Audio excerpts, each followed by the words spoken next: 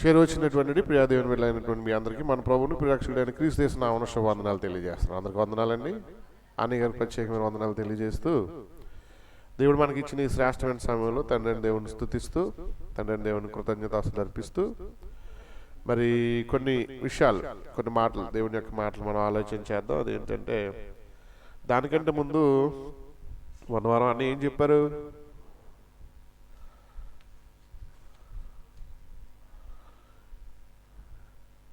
యేసుక్రీస్తు ద్వారా జరిగే మేలులు కదా, సమాధానం, కృప, మహిమ, ఇవన్నీ కూడా మనకు ఆయన ద్వారానే వస్తాయనేటువంటి విషయాన్ని మనం నేర్చుకున్నాం. మరి ఈరోజు సహోదర ప్రేమ విషయంలో మనం ఎలా ఉండాలో కొన్ని విషయాలు నేర్చుకుందాం. ఎందుకంటే ఈ ప్రేమను గురించి ఎల్లప్పుడూ మనం నేర్చుకోవడానికి సిద్ధపడాలి, లేదా ఎప్పుడు తెలుసుకుంటానికి కూడా ప్రయత్నం చేయాలి. ఎందుకు ఈ విషయం మనం ఆలోచన చేస్తున్నామంటే, ప్రేమించమని దేవుడు చెప్పినా మనం ప్రేమించట్లే, అవునా కాదా?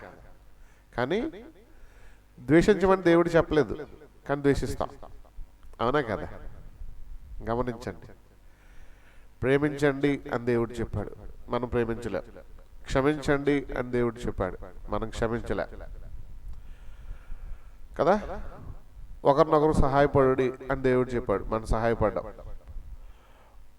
ఒకరినొకరు హెచ్చించుకునిడి అని చెప్పాడు దేవుడు, ఆ హెచ్చించుకునే విషయాన్ని కూడా మనం చెయ్యం. కానీ దీనికి ఆపోజిట్ చెప్పలేదు దేవుడు, అవునా కదా? ఒకరినొకరు తగ్గించుకోండి అని అన్నాడా? అనలేదు. కానీ ఇతరులు తగ్గించే విషయంలో మనం ముందుంటాం, అవునా కదా? దేవుడు ప్రేమించమని చెప్పాడు, కానీ ద్వేషించే విషయంలో ముందుంటాం. క్షమించమని చెప్పాడు, కానీ క్షమించడానికి మనం ఇష్టపడాం. అంటే మనం ఆలోచించాల్సింది ఏంటంటే, దేవుడు ఏదైతే చెయ్యమన్నాడో అవి చేయకుండా, చేయొద్దని చెప్పనటువంటి వాటి విషయంలో మనం ఈరోజు ముందుంటున్నాం క్రైస్తవులుగా, అవునా కదా? మనం అందరం కాదు, కొద్దిమంది. కానీ దేవుడు చెప్పినటువంటి విషయాలను ఇప్పుడు మనం ఏం చేయాలంటే నేర్చుకుంటూ ఉంటే వాటిని రేపటి దినాన్ని భవిష్యత్తులో మనం ఇతరుల పట్ల చూపించేటువంటి అవకాశం కలిగి ఉంటుంది, అవునా కదా? కనుక పదే వీటిని గురించి మనం తెలుసుకోవడం, నేర్చుకోవడం చాలా అవసరం.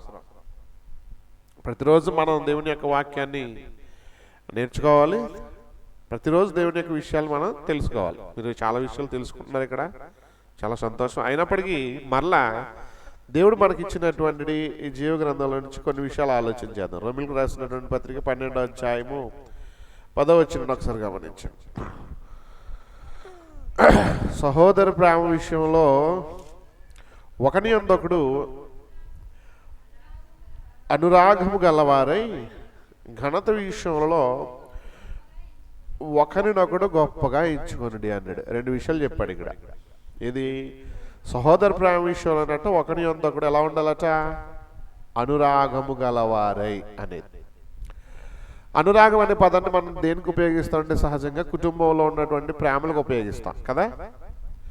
భార్యాభర్తల మధ్య ప్రేమానురాగాలు అంటాం, సహోదరుల మధ్య సహోదరుల మధ్య ప్రేమానురాగాలు అంటాం, అన్న చెల్లెల మధ్య ప్రేమానురాగాలు అంటాం. కానీ ఎందుకో సంఘంలోకి వచ్చేటప్పుడు వీటిని మనం చూపించాం, అవునా కదా? సంఘంలో వాళ్ళని ఎలా ట్రీట్ చేస్తాం? బయట వాళ్ళు అన్నట్లుగా చూస్తూ ఉంటారు చాలామంది. కానీ వాస్తవానికి కుటుంబంలో ఉన్నటువంటి బంధాల కంటే కదా, కుటుంబంలో మనకు ఉన్నటువంటి బంధాల కంటే, అది తల్లిదండ్రులు కావచ్చు, సహోదరులు కావచ్చు, సహోదరులు కావచ్చు, లేదా ఇంకో రకమైనటువంటి రిలేషన్షిప్ కావచ్చు, అందులో ఉన్నటువంటి చూపించేటువంటి అనురాగానికంటే సంఘస్థుల్లో లేదా సంఘాల్లో ఉంటున్నటువంటి సహోదరుల పట్ల ఏముండాలట? ప్రేమానురాగాలు అన్నాడు. చూడండి, అక్కడ ఆ పదాన్ని ఉపయోగించాడు కదా.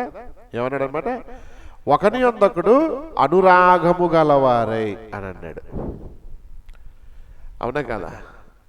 అంటే ఈ ప్రేమలను ఇప్పుడు దేవుడు ఎందులో చూడాలనుకుంటున్నాడు? తన కుటుంబం అనబడుతున్నటువంటి సంఘంలో తన పిల్లల మధ్య ఒకరికి ఉండవలసినటువంటి అనురాగాన్ని చూపించుకోండి అన్నాడు. కానీ మనం అక్కడ ఎలా చూస్తాం? ఇక్కడ సంఘంలో వేరే వ్యక్తి వేరే సహోదరి, వేరే సహోదరుడు, వేరే వాళ్ళు అన్న భావంలో ఉంటుంది తప్ప ఇది దేవుని కుటుంబంలో మనం అందరం ఆత్మీయులుగా ఉన్నటువంటి సహోదరి సహోదరులు అనేటువంటి ఆలోచనను చాలామంది మర్చిపోతారు. ఎందుకంటే ఆ ఫీలింగ్లోకి రారు. అందుకే సహజంగా గొడవలు అనేవి సంఘాల్లో వస్తూ ఉంటాయి. అవునా కదా? ఈర్ష, లేకపోతే అసూయ, ఇవన్నీ సంఘాల్లో కలగడం ద్వారాగా, లేదంటే చేసేటువంటి పనిని కూడా చాలామంది పాడు చేసేటువంటి విధంగా, అస్తమాను వాళ్ళే చేస్తున్నారు మేము చేయట్లేదు అన్నట్లుగా, వాళ్ళే చేయగలరా మేము చేయలేమా అన్నట్లుగా రకరకాలుగా ఆలోచనలు చేసి ఏం చేస్తూ ఉంటారంటే గొడవలకు తెరలేపుతూ ఉంటారు. ఇది ఎందుకు వస్తుందంటే వాళ్ళ మధ్య ఉండాల్సినటువంటి ప్రేమానురాగాలలో లోపం అనేది ఏర్పడింది. అందుకంటే ప్రేమ విషయంలో మీరు ఒకరికొకరు అనురాగము గలవారై హెచ్చించుకునే విషయంలోనంటే ఒకరినొకడు గొప్పగా హెచ్చించుకోండి. కానీ హెచ్చించుకునే విషయంలో మనం ఏం చేస్తాం? హెచ్చించేటప్పటికి మనం ఎలా ఉండాలంటున్నాడంటే ఒకరినొకడు గొప్పగా ఎంచుకోండి. ఒకరు మనల్ని గొప్పగా ఎంచుతున్నారనుకో, నెక్స్ట్ టైం వాళ్ళు చేసినటువంటి పనులను మనం కూడా ఎలా ఎంచాలి? గొప్పగా ఎంచాలి. అవునా? కానీ ఒకరు గొప్పగా ఎంచబడుతున్నప్పుడు మరొకరు ఏ ఆలోచనతో ఉంటారు? అసూయ పడతారు, లేదా వాళ్ళ మధ్య ఇంకో రకాలైనటువంటి వాటిని చూపిస్తారు. అలా ఉండకూడదని దేవుని పిల్లలంగా వాటి విషయంలో మనం తగ్గాలని, ప్రేమానురాగ విషయంలో మనం అందరం కూడా ఎలా ఉండాలంటున్నాడంటే ఒకరిని ఒకడు అనురాగము గలవారై ఉండవాలని మీకు నేనేం చెప్తూ ఉన్నానమాట. ఎంచుకొనడి అంటున్నాడు, తెలుసుకొనడి, చెయ్యండి, అలా ఉండండి అని అంటున్నాడు. ఎందుకంటే అలా ఉండట్లేదని విషయాన్ని గమనించినటువంటి పౌలు గారు అలా ఉండాలని వారికి హెచ్చరిక చేస్తూ ఉన్నాడు. ఈరోజు కూడా మనం కూడా ప్రేమ విషయంలో ఎలా ఉండాలన్నమాట? ఇప్పుడు అనురాగము గలవారై అని అన్నాడు. తర్వాత తెస్సలోనికీయులకు రాసినటువంటి మొదటి పత్రిక 4వ అధ్యాయము, తెస్సలోనికీయులకు రాసినటువంటి పత్రిక మొదటి పత్రిక 4వ అధ్యాయము 9వ వచనం. సహోదర ప్రేమను గురించి మీకు రాయనక్కర్లేదు, మీరు ఒకరినొకడు ప్రేమించుటకు దేవుని చేతనే ఏర్పరచబడతారు. మనం ఎందుకు ఏర్పరచబడ్డామంటే ఇలాగా సంఘముగా, లేదా దేవుని పిల్లలుగా? ఒకరినొకడు భక్షించుకోవడానికా, లేదంటే ఒకరినొకడు తగ్గించుకోవడానికా, లేదా ఒకరినొకడు ద్వేషించుకోవడానికా, ఒకరి మీద ఒకరు లేనిపోయినటువంటి నిందలు వేసుకోవడానికా? కాదు. మరి దేనికట? ప్రేమించుకునేటువంటి విషయంలో, అనగా ప్రేమను కూర్చున్నటువంటి విషయంలో మీకు రాయనక్కర్లేదు. మీరు ఒకరినొకడు ప్రేమించుట వలన, లేదంటే ప్రేమించుటకు దేవుని చేతనే ఏర్పరచబడతారు. ఇప్పుడు దేవుడు మనల్ని ఏర్పాటు చేసుకున్నటువంటి కారణాన్ని చెప్తున్నాడు, ప్రధాన కారణాన్ని చెప్తున్నాడు. ఎలాగైతే దేవుడు మనల్ని ప్రేమిస్తూ ఉన్నాడో, ముందుగా దేవుడు మనల్ని ఎలాగైతే ప్రేమించాడో అంతేనా? మనం ఆయన్ని మనం ప్రేమించాము, ముందు మనల్ని దేవుడు ప్రేమించాడు. ముందే మనల్ని దేవుడు ప్రేమించాడు. ప్రేమించినటువంటి దేవుడు మన పట్ల శాంతాన్ని వహిస్తున్నాడు, మన పట్ల కృపను చూపిస్తూ ఉన్నాడు, మనకు కావాల్సిన ప్రతి ఈవిని అనుగ్రహిస్తున్నాడు, మన ఎడల దీర్ఘశాంతం కలిగిన వాడుగా ఉన్నాడు. మరి మన సహోదరుని ప్రేమించేటువంటి విషయంలో కూడా మనం ఎలా ఉండాలంటున్నాడంటే మీకు అసలు రాయనక్కర్లేదు అన్నాడు. ఎందుకంటే తెస్సలోనికలో ఉన్నటువంటి సంఘాన్ని గురించి ఇంతకుముందు మనం ఒకసారి ఆలోచన చేసాం కదా. తెస్సలోనికలో ఉన్నటువంటి సంఘాన్ని ఒకసారి రాజేష్ అన్న వచ్చినప్పుడు మనం ఆలోచన చేయలేదా? వాళ్ళు బహుశ్రమల వలన దేవునిలోనికి వచ్చారు, దేవునికి సంఘంలో వారు ఉన్నారు.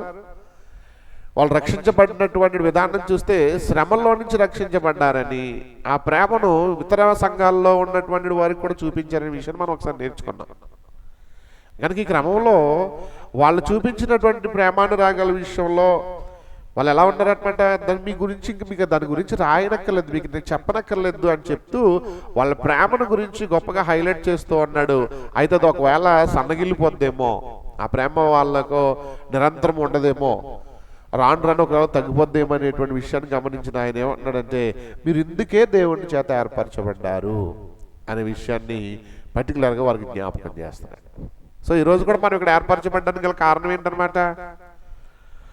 దేవుని పిల్లలుగా సహోదర ప్రేమను కలిగి ఉంటాకనా? కాదా? కలిగి ఉండడానికే.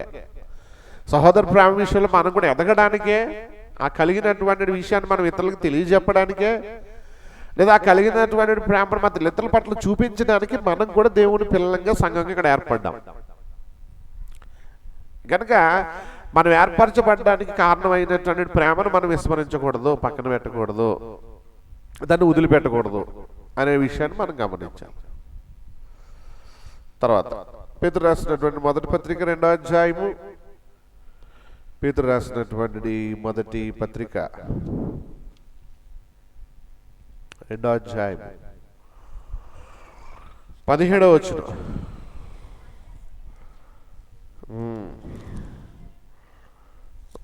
చదవమ్మా. అందరినీ సన్మానించుడి, సహోదరులను ప్రేమించుడి, దేవునికి భయపడుడి, రాజుని సన్మానించుడి. చేయాల్సినటువంటి పనుల గురించి చెప్తున్నాడు చూడండి. ఇక్కడ ఎలా ఉండాలట? అందరినీ సన్మానించుడి, తర్వాత సహోదరులను ప్రేమించుడి అన్నాడు.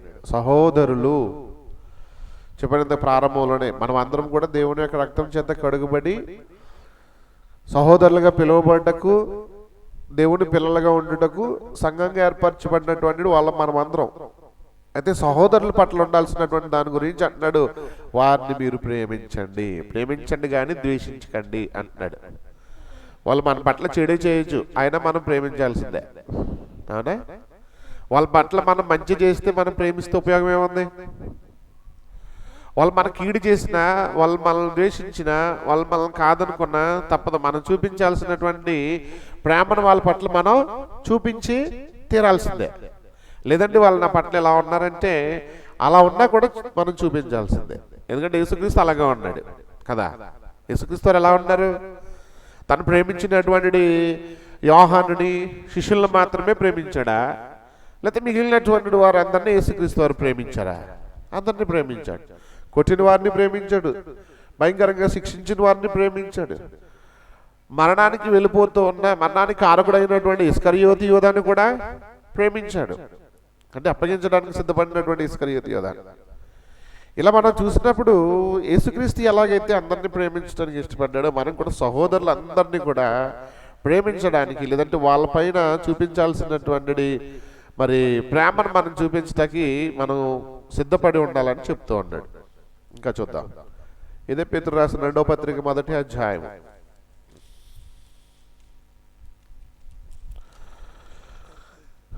7వ వచనం.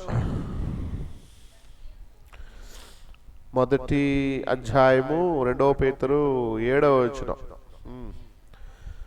భక్తి యందు సహోదర ప్రేమను, సహోదర ప్రేమ యందు దయను అమర్చుకొనుడి అంటున్నాడు.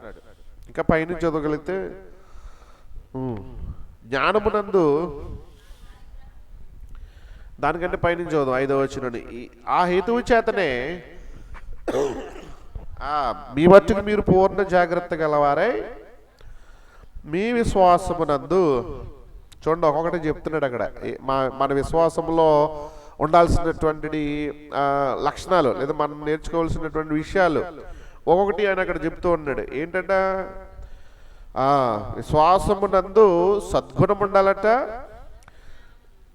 సద్గుణమునందు జ్ఞానం ఉండాలట, జ్ఞానమునందు ఆశానిగ్రహం ఉండాలట, ఆశానిగ్రహమునందు సహనం ఉండాలట, సహనమునందు భక్తి ఉండాలట, భక్తి యందు సహోదర ప్రేమ ఉండాలట, సహోదర ప్రేమ యందు దయను అమర్చుకోండి అన్నాడు. సుమారు 7-8 విషయాలు ఉన్నాయి ఇక్కడ. అవునా కదా? 7-8 మనం చేయాల్సినటువంటి పనుల గురించి, మనలో ఉన్నటువంటి క్యారెక్టర్ గురించి అక్కడ వివరిస్తూ ఉన్నాడు. అంటే ఒకదానికి ఒకటి లింకప్ అయి ఉందా లేదా చెప్పాలి. ఒకదానికి ఒకటి ఏమైంది? లింకప్ అయి ఉంది.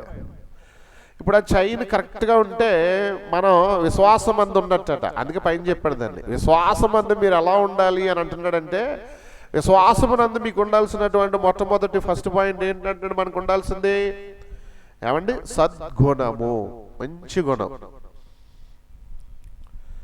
సద్గుణము అన్నాడు అంటే సత్క్రియలతో కూడినటువంటి గుణము, అంటే దేవుడు చేయమన్నటువంటి పనులను చేస్తూ దేవుడు చేయొద్దన్నటువంటి పనులు మానుకుంటూ ఆ గుణాన్ని మనం కలిగి ఉన్నప్పుడు దాన్ని సద్గుణము అని దేవుడు చెప్తూ ఆ గుణాన్ని మనం చూపించాలని చెప్తూ ఆ గుణాల ద్వారా దేవుని గుణాతిశయాలను కూడా ప్రచురం చేసేవారుగా ఉంటూ అలా ఉన్నటువంటి దాని నుంచి తర్వాత ఏం చేయమంటున్నాడు? సద్గుణమునందు జ్ఞానమునందు ఆశా నిగ్రహం. అంటే జ్ఞానంలో మనం నేర్చుకోవాల్సింది ఏంటంటే దేవుడి జ్ఞానం ద్వారాగా ఆశా నిగ్రహం. ఒకప్పుడు మనకి ఆశా నిగ్రహం అంటే ఏంటో తెలియదు, దేవుని యొక్క వాక్యాన్ని మనం నేర్చుకోనక మునుపు. అవునా కదా? ఇప్పుడు వస్తూ ఉన్నారు కంటిన్యూగా ఒక్కొక్క విషయం నేర్చుకుంటున్నారు. ఆశా నిగ్రహం అంటే ఏంటో మనకు కొంచెం అర్థమవుతుంది. దీర్ఘశాంతం అంటే ఏంటో ఇంతకుముందు మనకు తెలియదు. కానీ వింటున్నటువంటి మాటలను బట్టి దేవుని దీర్ఘశాంతం ఏంటో, దేవుడు తన ప్రజల పట్ల ఎంత దీర్ఘశాంతాన్ని చూపించాడో, నోవహు జలప్రళయ విషయంలో ఎంత దీర్ఘశాంతం కలిగి ఉన్నాడో కదా. ఇలాగా ఒక్కొక్క లక్షణాన్ని మనం నేర్చుకున్నటువంటి విషయాలు మనం ఏం చేయాలంటే అలవాటు చేసుకుంటూ వాటిని మన జీవితంలో చూపించుకుంటూ ఉండడానికి మనం సిద్ధపడాలి. ఆశా నిగ్రహమునందు సహనమునందు భక్తిని, భక్తి అందు సహోదర ప్రేమ అన్నాడు. ఇప్పుడు ఈ చూసినటువంటి ఈ పాయింట్స్ అన్నింటిలో ఒకదానికొకటి లింకప్ అయి ఉన్నప్పుడు ఇందులో ఏది లేకపోయినా దేవుడు కోరినట్లుగా మనం పరిపూర్ణులుగా కనపడం కదా. అంతేనా? దేవుడు కోరినట్లుగా, దేవుడు ఆశపడినట్లుగా విశ్వాసమందు మనకు ఉండవలసినటువంటి క్వాలిటీస్ని దేవుడు చూడాలని మనల్ని చూసినప్పుడు మనలో ఇందులో ఒకవేళ సహోదర ప్రేమ లేదనుకోండి, అందులో ఒకటి మిస్ అయిందా? మిస్ అయిన దాన్ని దేవుడు పరిపూర్ణమైన దానికి ఎంచుతాడా, అసంపూర్ణమైన దానికి ఎంచుతాడా? అసంపూర్ణమైంది. మరి అది పరిపూర్ణం కావాలంటే ఆ లేని దాన్ని మనం ఏం చేయాలన్నమాట? యాడ్ చేసుకోవాలి. ఆ లేనటువంటి దాన్ని మనం కలిగి ఉండడానికి మనం ప్రయత్నం చేసినప్పుడు దేవుడు ఏదైతే చూడండి, ఇప్పుడు ఈ గోడ కట్టేటప్పుడు ఒకదాని మీద ఒకటి ఇటుకలు పేర్చుకుంటూ వస్తారు. ఒక ఇటుక తక్కువైంది, లేదు 10 ఇటుకలు తక్కువ అయిపోయినాయి, లేదా ఒక 100 ఇటుక తక్కువ అయిపోయింది అనుకో, ఏం చేస్తాడు? గోడ కట్టడం ఆగిపోద్ది. మళ్ళీ దానికి కావాల్సినటువంటి ఇటుకలు మనం సమకూర్చుకున్న తర్వాత మళ్ళీ దాన్ని పరిపూర్ణమైనటువంటి స్థితికి దాన్ని తీసుకురావడానికి మేస్త్రి సిద్ధపడతాడు. అంతేనా కదా? లేనప్పుడు ఆయన ఎక్కడ కడతాడు? అవి తీసుకొచ్చిన తర్వాత ఎక్కడైతే మనం అసంపూర్ణంగా వదిలేసామో వాటిని ఆ ప్లేస్లో యాడ్ చేసి దాన్ని ఏం చేస్తాడు? దానికి కావాల్సినటువంటి ప్రహారీ గోడలు లేదా ఇంటి నిర్మాణాన్ని కంప్లీట్ చేయడానికి ప్రయత్నం చేస్తాడు. కనుక ఇప్పుడు అసంపూర్ణంగా ఉండాల్సినటువంటిది ఏదైతే ఉందో, ఒకవేళ ఇందులో ఉండవలసిన లక్షణాల్లో ఒకవేళ సహోదర ప్రేమ మనలో మిస్ అవుతూ ఉందేమో, లేదా ఆశా నిగ్రహం మిస్ అవుతుందేమో, సహనం మిస్ అవుతూ ఉందేమో, జ్ఞానం మిస్ అవుతూ ఉందేమో, ఇవన్నీ కలిగి ఉన్నటువంటి వారినే దేవుడు ఏమన్నాడు అనమాట? విశ్వాసమందు ఉన్నారు. ఆయన ఒక ఆలోచనకు దేవుడు వస్తాడు. విశ్వాసం అంటే అర్థం ఏంటి? కేవలం మనం ఏదో బాప్తిసం తీసుకున్నంత మాత్రం విశ్వాసం అయిపోతామా? లేదా విశ్వాసులుగా పిలువబడడానికి పేరు మార్చుకుంటే సరిపోద్దా? కాదు. పేరు మార్చుకున్నా, బాప్తిసం తీసుకున్నా, దేవుడు అనుకున్నటువంటి ఈ లక్షణాలు ఉండనట్లయితే ఈ లక్షణాలన్నీ పితరుల్లో ఉన్నాయి లేవా? అపోస్తుల్లో ఉన్నాయి లేవా? ఉన్నాయి. విశ్వాసమందు వారు ఏం నేర్చుకున్నారు? వాళ్ళు సహోదర ప్రేమ కలిగి ఉన్నారు, ఆశా నిగ్రహాన్ని కలిగి ఉన్నారు, సహనాన్ని కలిగి ఉన్నారు కదా, జ్ఞానాన్ని కలిగి ఉన్నారు. ఇవన్నీ అపోస్తులు కలిగి ఉన్నారు. అలాగే పితరులు కలిగి ఉన్నారు. దేవుని పిల్లలుగా ఉన్నటువంటి వాళ్ళు, ఈ గ్రంథంలో రాయబడినటువంటి భక్తులుగా పిలువబడుతున్నటువంటి వాళ్ళందరూ ఈ క్యారెక్టర్ కలిగి ఉన్నప్పుడు వాళ్ళని దేవుడు ఏమన్నాడంటే విశ్వాస వీరులుగా దేవుడు జ్ఞాపకం చేశాడు. వాళ్ళు హెబ్రీ పత్రికలో వారు విశ్వాస జాబితాలో ఉన్నారా లేరా? ఉన్నారు. కారణం ఏంటి? వాళ్ళలో విశ్వాసానికి కావాల్సినటువంటి ప్రతి ఒక్క గుణాన్ని వాళ్ళు కలిగి ఉన్నారు కాబట్టి వాళ్ళని విశ్వాస వీరుల జాబితాలో దేవుడు చేర్చాడు. మరి ఈరోజు దేవుడు మనల్ని కూడా ఒక విశ్వాసిగా మనల్ని పరిగణించాలంటే, అంతేనా? మనల్ని కూడా దేవుడు ఒక విశ్వాసిగా మనల్ని దేవుడు పరిగణించాడంటే మనకి ఇందులో ఉండవలసినటువంటి లక్షణాలు ఉండాలా వద్దా? వాటిని మనం సంపాదించుకోవాలొద్దా? సంపాదించుకోవాలి. ఇవేమి సంపాదించుకోకుండా, లేదంటే ఇవేమి నేర్చుకోకుండా, ఇవేమి ఒకదానికొకటి మనం తెలుసుకోకుండా మరి ఎలా దేవుని పిల్లలుగా పిలువబడతాం, లేదా విశ్వాసులుగా ఎలా పిలువబడతాం? కనుక విశ్వాసం అనేటువంటిది క్రియల ద్వారా చూపించేటువంటిది, అవునా కదా? విశ్వాసం అనేది దేని ద్వారా చూపించాలి? క్రియల ద్వారాగానే, లేదంటే క్రియలు లేకపోవడం? క్రియల ద్వారాగానే. ఆ క్రియలు ఇవన్నీ కనబడాలి అని చెప్తూ ఉన్నాడు. అందుకనే పూర్ణ జాగ్రత్త గలవారై అన్నాడు. ఏమన్నాడు? ఆ హేతువు చేతనే మీ మట్టుకు మీరు, మనకేముండాలి ఇప్పుడు? జాగ్రత్త కలిగి వీటిని సంపాదించుకోవాలి. జాగ్రత్త కలిగిన వాళ్ళు సంపాదిస్తాడు అంటే ఈ లక్షణాలని. అజాగ్రత్తగా ఉండేవారు విడిచిపెడతారు, వద్దనుకుంటారు, అవసరం లేదు, నేర్చుకోవాల్సిన పని లేదు, తెలుసుకోవాల్సినటువంటి అవసరం లేదని విడిచిపెట్టేస్తారు. అలా విడిచిపెట్టడం ద్వారా మనం అజాగ్రత్తలో ఉంటాం. అజాగ్రత్తలో ఉండడం ద్వారా మనం నిశాగ్నిలోనికి వెళ్ళిపోయేటువంటి ప్రమాదంలో పడిపోతాము. అంతే కదా? అజాగ్రత్తగా ఉండడం వల్ల వచ్చే నష్టం అదే. కనుక యోహాను రాసినటువంటి మొదటి పత్రిక, యోహాను రాసినటువంటి మొదటి పత్రిక 2వ అధ్యాయం 10వ వచనం చూడండి. తన సహోదరుని ప్రేమించువాడు వెలుగులో ఉన్నవాడు, అతని యందు అభ్యంతరణ కారణమైనటువంటిది ఏదీ లేదట. సరిపోద్దండి. తన సహోదరుని ప్రేమించువాడు వెలుగులో ఉన్నవాడు. ఎక్కడున్నాడట? వెలుగులో. అంటే వెలుగులో ఉన్నటువంటి వాడికి అన్ని తేటగా కనబడతాయి. వెలుగులో ఉన్నటువంటి వాడు దేనికి సాదృశ్యంగా ఉన్నాడంటే దేవుని యొక్క ఆలోచనలో ఉన్నవాడని, లేదా దేవునికి ఇష్టడిగా ఉన్నటువంటి వాడని. ఆ విషయాన్ని గమనిస్తున్నట్లయితే ఇక్కడ తన సహోదరుని ఎవడైతే ప్రేమిస్తూ ఉన్నాడో వాళ్ళట వెలుగులో ఉన్నారు అన్నాడు. మరి ద్వేషించేటువంటి వాడు ఎందులో ఉన్నాడు? చీకట్లో ఉన్నాడు. చీకట్లో ఉన్నటువంటి వాడు ఎక్కడికి వెళ్తున్నాడో, ఏం చేస్తున్నాడో, ఎలా ఉంటాడో, వాడి పరిస్థితి ఏంటో, వాడు ఎప్పుడు అందులో నుంచి బయటకు రాగలడో, ఇంకా అది ఏం జరుగుతుందో అక్కడ మనకి తెలీదు. ఏదైనా హాని సంభవించవచ్చు, మనం చెప్పలేం. ఇప్పుడు మనం వెలుగులోనికి రావాలని, లేదంటే వెలుగులో ఉండాలి అని మనం అనుకుంటే మన సహోదరులను, లేదా దేవుని పిల్లలుగా సంఘంలో ఉన్నటువంటి సహోదరులను, లేదా ఇతర సహోదరులను మనం ఏం చేయాలన్నాడు? ప్రేమించాలి. అంతేనా? ఏం చేయాలంట? ప్రేమించాలి. కనుక ఇప్పుడు యేసుక్రీస్తు ఎలాగైతే వెలుగులో ఉన్నాడో, అందుకే కదా ఆయన ఈ లోకానికి ఏమై ఉన్నాడట? వెలుగై ఉన్నాడు. అందుకే ఆయనలో చీకటి ఎంత మాత్రము లేదు. ఆయన వెలుగుగా ఉన్నాడు. ఆ వెలుగును పొందుకున్నటువంటి అనేకులు వెలుగుగా కనపడ్డారు. ఈరోజు అదే వెలుగును పొందుకుంటూ మనం చీకట్లో ఉన్నాం అనుకోండి, ప్రయోజనం ఏమైనా ఉందా? ఆ వెలుగునే కదా మనం పొందుకుంటున్నాం. ఆయన ద్వారా కదా మనం ప్రకాశించబడాలనుకుంటున్నాం. ఆయన ద్వారాగానే కదా మనం కూడా లోకానికి వెలుగుగా మనల్ని పోల్చాడు. మనల్ని ఎలా పోల్చాడు? లోకానికి వెలుగుగా పోల్చాడు. మరి వెలుగై ఉన్నటువంటి మనం ఇతరులకు వెలిగించేటట్లుగా వెలగాలి. కానీ మనం పోయి ఆరిపోయే స్థితిలో ఉన్నాం అనుకోండి. ఆరిపోయే స్థితిలో అంటే ద్వేషించేటువంటి స్థితిలో ఉంటే, ఇతరులను ద్వేషించేటువంటి స్థితిలో ఉంటే ఎంత మాత్రం ద్వేషించడానికి వీల్లేదండి. ఎందుకంటే ద్వేషించబడాలి, లేదా ఇతరులను ద్వేషించబడాలి అనేటువంటి స్వభావం మనలో ఎప్పుడైతే వస్తుందో అప్పుడే మనం పాపం చేస్తున్నట్లు లెక్క. వాక్యానికి మనం విరుద్ధంగా పాపము చేస్తున్నటువంటి వాళ్ళమైపోతూ ఉన్నాము.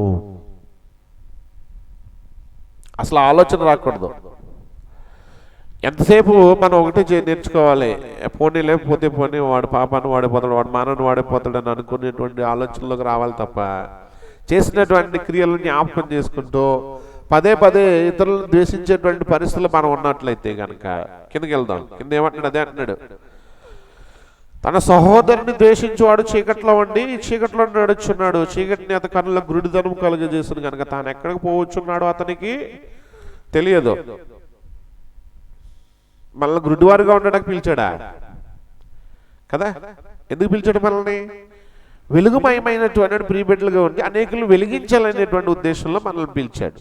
అంతేనే కదా, తన ఆశ్చర్యకరమైనటువంటి వెలుగులోనికి మనల్ని ఏం చేశాడట? పిలిచాడు.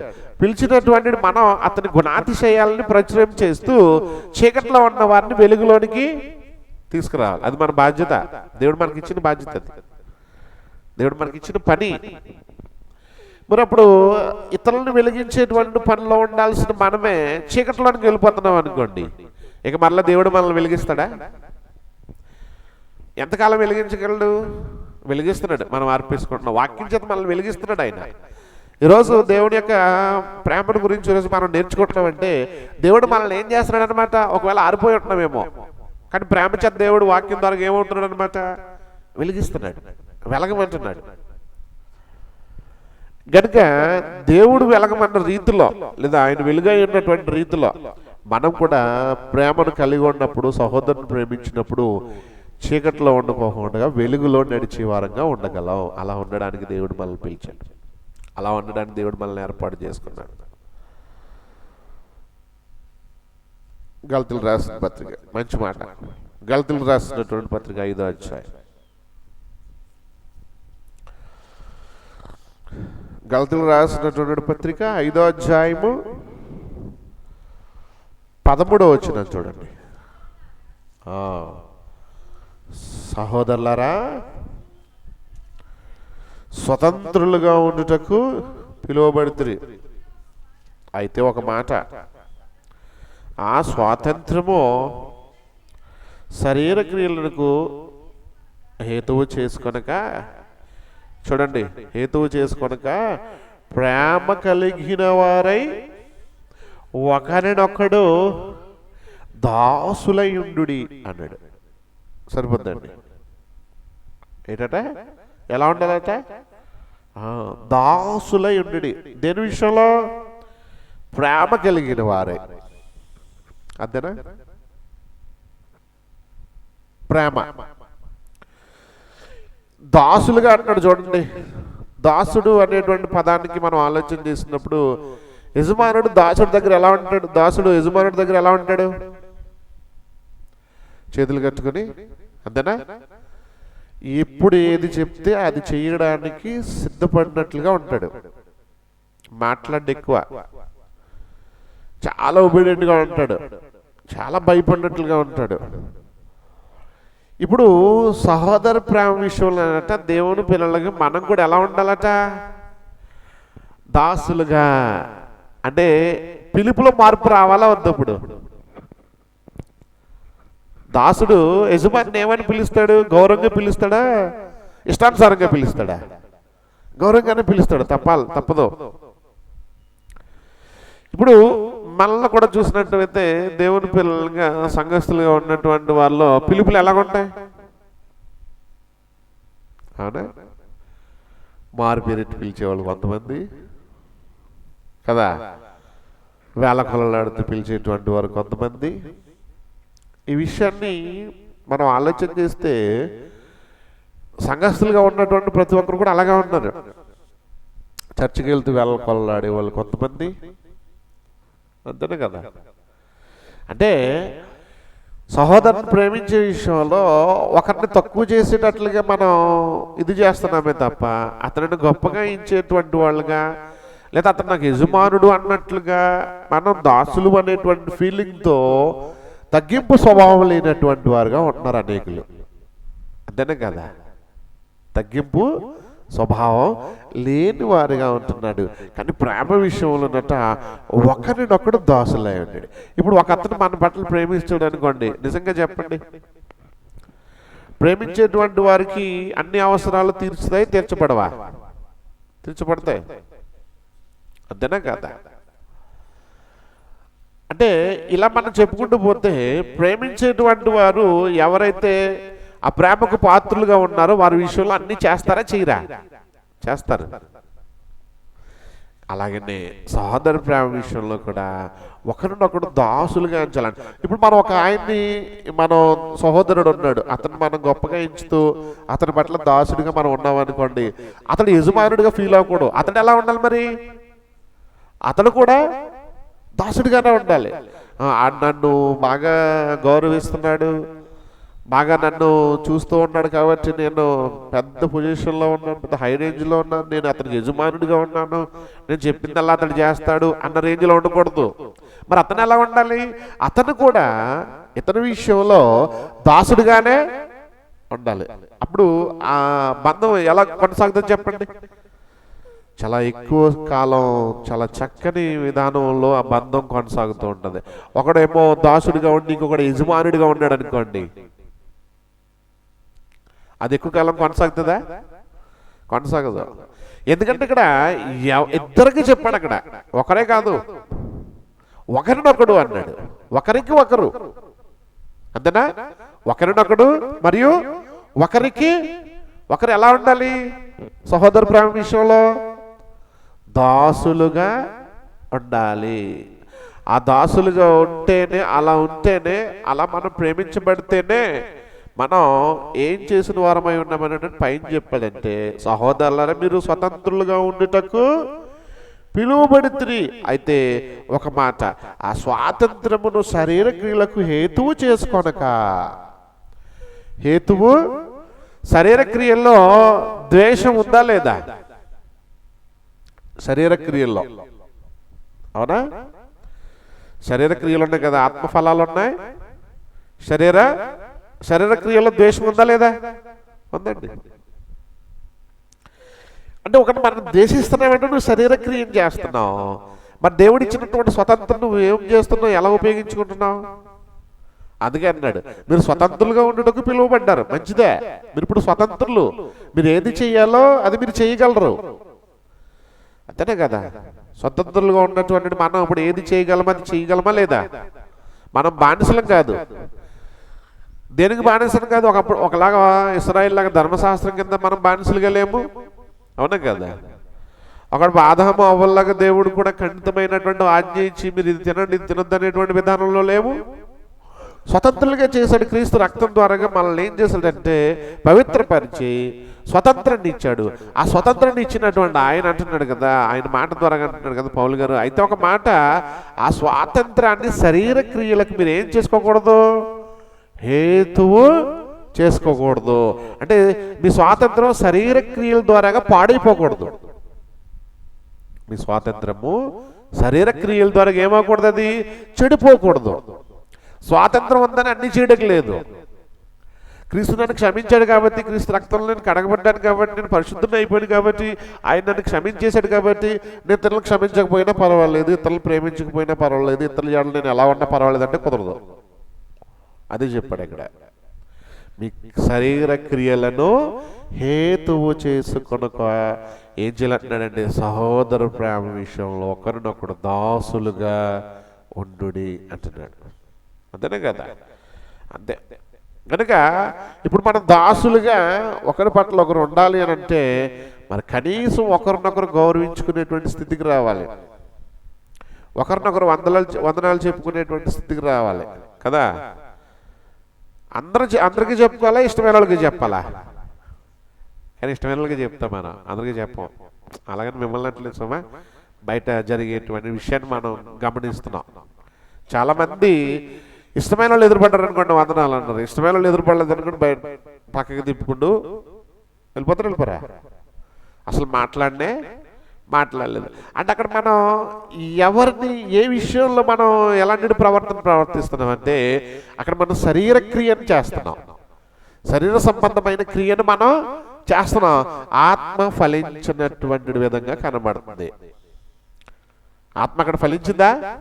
ఫలించలేదు. ఫలిస్తే అందులో ఏముంటుంది?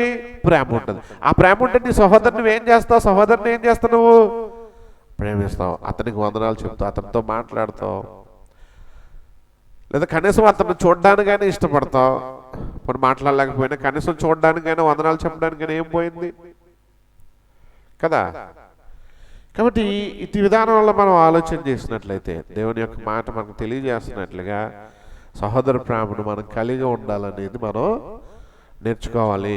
ఒకటి ఒకడు సహోదర ప్రేమ కలిగి ఒకరిని హెచ్చించుకునే విషయంలో ఒకరినొకడు గొప్పగా హెచ్చించుకోవాలి అని అంటున్నాడు. చివరిగా యోహాను రాసిన మొదటి పత్రిక 4వ అధ్యాయం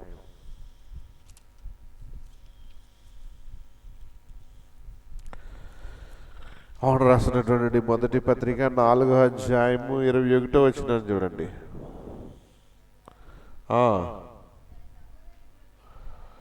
దేవుని ప్రేమించువాడు తన సహోదరుని కూడా ప్రేమింపవలెను అను ఆజ్ఞను మనం ఆయన వలన పొంది ఉన్నాము అన్నాడు. ఇక్కడ రెండు కండిషన్లు ఉన్నాయి. ఏంటి? దేవుని ప్రేమించేవాడు తన సహోదరుని కూడా ప్రేమించాలట. ఇప్పుడు ఆలోచన చేద్దాం. తన సహోదరుడిని ద్వేషించేవాడు దేవుని ప్రేమిస్తున్నాడా? చెప్పాలి. దేవుని ప్రేమకు లోబడ్డా? లోబడలేదు. దేవుని మాట విన్నాడా? వినలేదు. మరియు దేవుని ఆజ్ఞను ఏం చేస్తున్నాడు? ధిక్కరిస్తున్నాడు. దేవుని ఆజ్ఞను అతిక్రమిస్తున్నాడు. ఆజ్ఞ అతిక్రమమే పాపం. ఇప్పుడు ఆలోచన చేయాలి మనం. అంటే ద్వేషించడం వల్ల మనం పాపాన్ని మూట కట్టుకుంటున్నామని చెప్పాలి.